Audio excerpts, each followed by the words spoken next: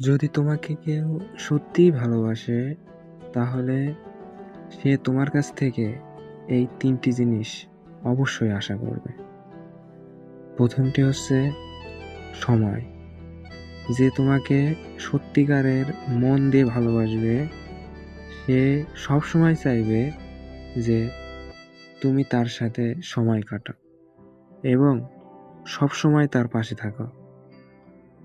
আর দ্বিতীয়টি হচ্ছে সত্যতা। মিথ্যে দিয়ে শুরু সম্পর্ক কখনো টিকে থাকে না। তাই সবসময় সত্যতার ব্যবহার করবে।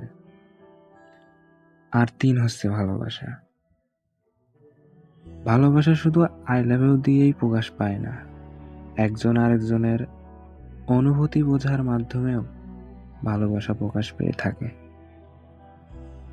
কেউ যদি তোমার কাছ থেকে এই ৩টি জিনিস সবসময়ই আশা করে, তাহলে আমার মতে তুমি তাকে কখনোই ছাড়বে না।